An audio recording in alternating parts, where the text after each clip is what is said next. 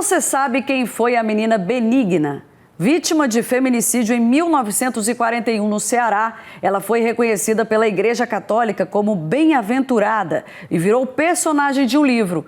Vamos saber detalhes dessa história? Agora na reportagem de Alex Rodrigues.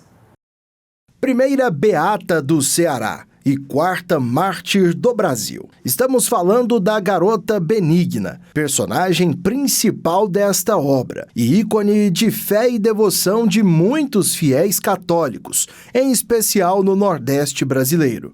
E para falar mais sobre essa obra, nada melhor do que a pessoa que escreveu ela. Eu estou aqui com a Dilvia Ludwiczak. Para o pessoal que está em casa poder ter maior ideia a respeito da história da Benigna. Quem é a Benigna? Benigna foi uma menina que nasceu numa cidade muito pequena, né, do interior do estado do Ceará, num vilarejo menor ainda, né, que foi se tornar popular em função mesmo desse processo de beatificação de Benigna.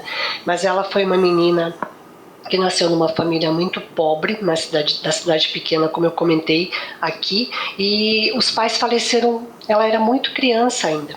Como era muito comum nas cidades do interior do Brasil, e ainda é, em algumas mais afastadas, as crianças acabavam sendo criadas por alguma outra família que tinha um pouco mais de condição. E foi o que aconteceu com a Benigna. Ela foi criada por uma família, por uma senhora, com um pouco mais de condição, chamada Tia Rosinha, e foi com ela que ela viveu até os seus 13 anos de idade.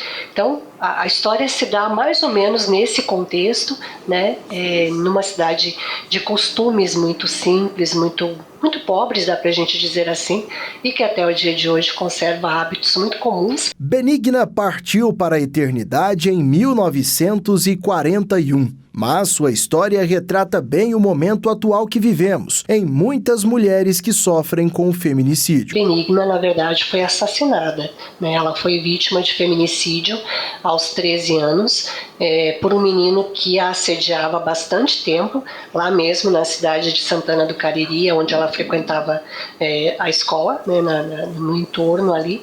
E esse menino, que era um pouquinho mais velho que ela, o Raul, já há algum tempo forçava um pouco a relação com Benigna, e Benigna não tinha interesse, e era direito dela não ter nenhum tipo de envolvimento. Benigna era acompanhada por um padre da região, e a ele ela sempre dizia, desabafava, manifestava o seu interesse de viver para Deus, né, e por Deus, e o Raul não se contentava com essa justificativa. Em 24 de outubro do ano passado, Benigna foi beatificada pelo Papa Francisco. De lá para cá, o santuário feito em sua memória tem recebido cada vez mais visitantes. Ela era uma menina diferente, né, uma menina especial, e que obviamente não deveria ter morrido daquela forma. E desde aquele dia as pessoas começaram a fazer os seus pedidos, desde pedir chuva, até pedir um emprego, pedir a cura de uma doença, a restauração de uma família. Foram coisas que as pessoas se habituaram a pedir, a contar com Benigna, e ela, como intercessora, né, pedindo diretamente a Deus, essas graças eram alcançadas. É muito interessante a questão da devoção popular, porque ela se antecipa, inclusive, às questões da igreja, no sentido de identificar quem é o mártir, quem é o beato, quem é o santo.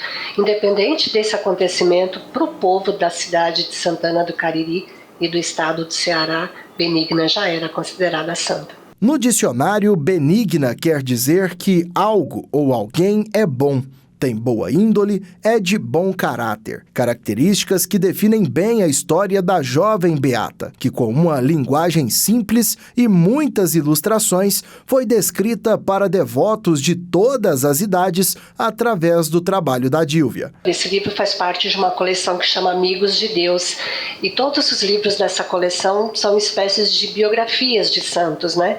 Para ajudar as crianças a entender que a santidade ela está ao alcance de todos, a partir da realidade onde nós ocupamos, na escola que estudamos, no trabalho, na família, e que a gente pode também buscar fazer a vontade de Deus dentro daquela nossa realidade. Benigna é o rosto das mulheres vítimas de feminicídio e das crianças vítimas de violência no Brasil.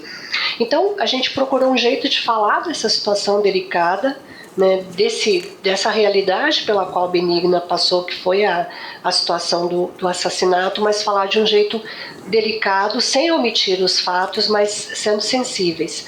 Então a gente utilizou do recurso da poesia, fizemos menção a elementos próprios do cenário onde ela nasceu, como as flores, as plantas, os animais, e também aí entrou um trabalho muito caprichoso, muito minucioso da Verusca Guerra, que é a nossa ilustradora, e sem ela essa narrativa ficaria incompleta, né? Então eu acho que deu um brilho todo especial para a gente falar de um assunto tão delicado.